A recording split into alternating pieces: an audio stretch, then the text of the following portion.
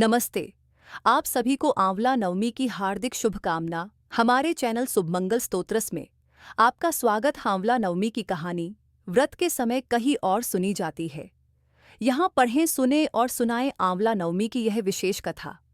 एक राजा था, उसका प्रण था वह रोज 1.25 मन आंवले दान करके ही खाना खाता था।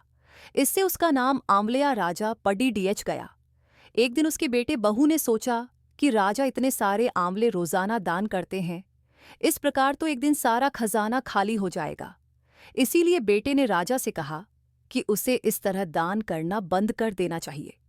बेटे की बात सुनकर राजा को बहुत दुख हुआ और राजा रानी महल छोड़कर बियाबान जंगल में जाकर बैठ गए। राजा रानी आंवला दान नहीं कर पाए और प्रण के कारण कुछ खाया नहीं। जब भूखे प्यासे 7 दिन हो गए, तब भगवान ने सोचा कि यदि मैंने इसका प्रण नहीं रखा और इसका सत नहीं रखा तो विश्वास चला जाएगा। इसलिए भगवान ने जंगल में ही महल, राज्य और बाग बगीचे सब बना दिए और ढेरों आंवले के पेड्डस लगा दिए।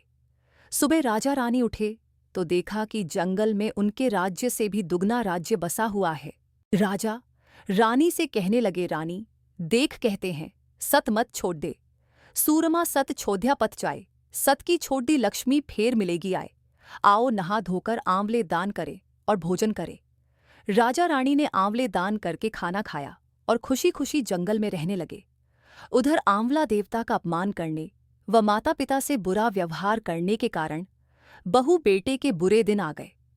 राज्य दुश्मनों ने छीन लिया, दाने दाने को मोहताज हो गए और काम ढूंढते हुए अपने पिताजी के राज्य में आ पहुंचे। उनके हालात इतने बिगड़े हुए थे कि पिता ने उन्हें बिना पहचाने हुए काम पर रख लिया। बेटे बहू सोच भी नहीं सकते कि उनके माता पिता इतने बड़े राज्य के मालिक भी हो सकते हैं, सो उन्होंने भी अपने माता पिता को नहीं पहचाना। एक दिन बहू ने सास के बाल गूंथते समय उनकी पीठ पर मस्सा देखा।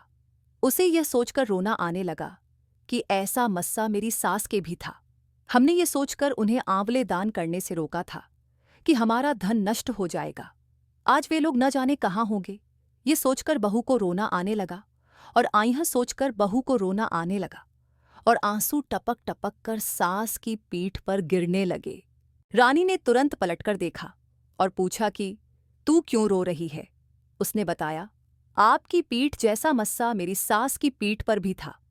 हमने उन्हें आंवले दान करने से मना कर दिया था, इसलिए वे घर छोड़कर कहीं चले गए।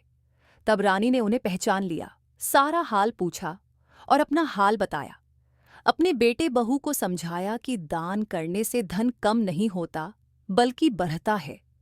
बेटे बहू भी अब सुख से राजा रानी के साथ रहने लगे। हे भगवान, जैसा राजा रानी का सत रखा वैसा सबका सत रखना। कहते सुनते सारे परिवार का सुख रखना।